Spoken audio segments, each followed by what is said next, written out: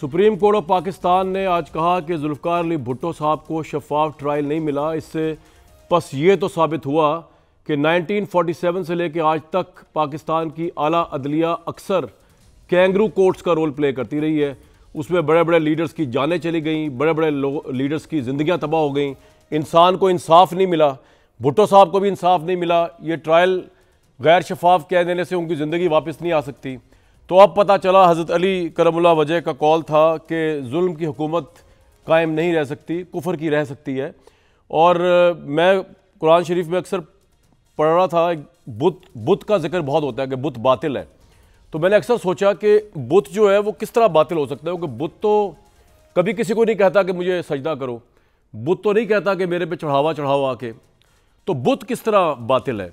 तो मुझे समझ आया कि वो हर शख्स जो उस मुकाम पे रख दी गई हो जो उसका मुकाम नहीं है वो बातिल है।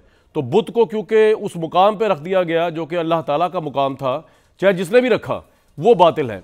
पाकिस्तान का इलेक्शन आज पिल्डेट की रिपोर्ट की रोशनी में और जो बाकी हमारे सामने इतलात है, एक इतना बातिल परसेप्शन उभर रहा है, उसका एक ऐसा जुल्म का परसेप्शन उभर रहा है कि जिसकी कोई नज़ीर नहीं मिलती। ख़ास तौर पे जब से इलेक्शन कमीशन ऑफ पाकिस्तान जो है उन्होंने अब फॉर्म 45 जो है उसको अपलोड करना शुरू किया है। मतलब आप देखें, अगर पाकिस्तान के इलेक्शन का हमारे नज़दीक ऑब्जेक्टिव ये था कि इस मुल्क को मुस्तहकम करेगा, नफ़रतों को ख्वाह जिसने भी डाली हों, जिन लोगों ने भी डाली हों, उनको ख़त्म करेगा, हम आहंगी बढ़ाएगा, उसमें ये इलेक्शन बदतरीन तरीके से फेल हुआ। एक पार्टी सड़कों पे है, वो कह रही है कि सिविल वॉर कर देंगे, वो कह रही है कि हमारा मैंडेट चोरी किया गया है। दूसरे जो है वो कह रहे हैं कि नहीं जनाब, हम तो बिल्कुल जायज़ हुक्मरान हैं। लेकिन जुल्म तो और बातिल तो यहाँ पे हुआ है इस पूरे इलेक्शन में। क्योंकि अब आप देखें, आज जो इलेक्शन कमीशन का अपलोड हुआ फॉर्म 45, आप यकीन करें कि ऐसा काम तो मैं एग्री करता हूँ, हालांकि मैं उनके नज़रियात से एग्री नहीं करता, झगड़ा साहब के जो उनके खास तौर पे मिलिट्री के ऊपर नज़रियात हैं उसमें मैं बिल्कुल भी एग्री नहीं करता। लेकिन इससे मैं एग्री करता हूँ कि हम तो 70 साल पीछे चले गए हैं कि लोग कंप्यूटराइज टेक्नोलॉजी में आ गए। जिस तरह इलेक्शन कमीशन ने थिनर का और पेंसिल की कटिंग्स का इस्तेमाल किया, मतलब समझते हैं यार कौम बिल्कुल बेवकूफ़ है, ये कौम नहीं है, ये पता नहीं जानवर है जिनमें शऊर ही नहीं है, जो चाहे करो, इनको तबाह करो, इनका मैंडेट चोरी करो, कोई पूछने वाला नहीं। और इलेक्शन कमीशन ऑफ पाकिस्तान, उनको थोड़ा सा लिहाज नहीं है कि आके कौम को बताएं कि तनख्वाह लेते हैं हमसे, मिलियंस में तनख्वाह है आपकी, कि ये रात को जो इलेक्शन रोका आपने, इसका रिजल्ट आना, इसका जिम्मेदार कौन है?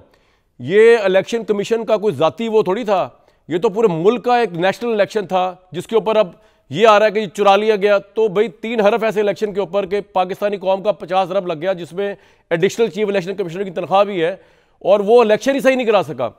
पिल्डेट की रिपोर्ट मेरे सामने, जरा पहले आपको मैं वो सुना दूं। 8 फरवरी के इंतखाबात 2018 से ज्यादा गैर शफाफ रहे। पोलिंग मुकम्मल होने के बाद तयशुदा वक्त से ज्यादा आर्जी नताइज के ऐलान में ताखीर ने इंतखाबात की साख पर संगीन सवालात को जन्म दिया। पोलिंग के दिन mobile phone service, internet service की मुअत्तली ने इलेक्शन मैनेजमेंट सिस्टम समझौता किया। आम इंतखाबात 2024 में सबसे कम मुनसिफाना स्कोर रिकॉर्ड किया गया। ये पिछले इंतखाबी अदवार के मुकाबले में शफाफियत के स्कोर में कमी की निशानदही करता है। कबल पोलिंग मरहले के दौरान इंतखाबात के स्केड्यूल में काफ़ी ताख़ीर और सियासी जबर देखा गया। कबल पोलिंग मरहले में निगरान हुकूमत की जानिब से गैर जानिबदारी का फुकदान था। फॉर्म 45 और 47 के दरमियान बड़े पैमाने पर तजाद के इल्ज़ामात ने भी इंतखाबात की साख के बारे में खदशात को बढ़ा दिया। इलेक्शन कमीशन की वेबसाइट पर फॉर्म 45, 48, 46, 49 की इशाअत में ताख़ीर की गई।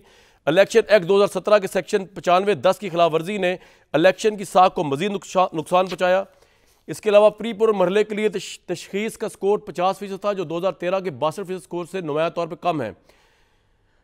पढ़ते जाएंगे पाकिस्तान के इलेक्शन की बर्बादी की दास्तान आपके सामने खुलती जाएगी। और अगर अभी आपको यकीन नहीं आ रहा तो एक ये तो मेरे सामने तो पड़े ही है, जो यानी कि अंदाज़ा लगाएंगे, ज़रा मैं अगर दिखा सकूँ आपको कि जिस बेहुदा तरीके से ये फॉर्म 45 जो है थिनर लगा के, कटिंग्स लगा के रिजल्ट चेंज किए गए, यार this is a sham democracy.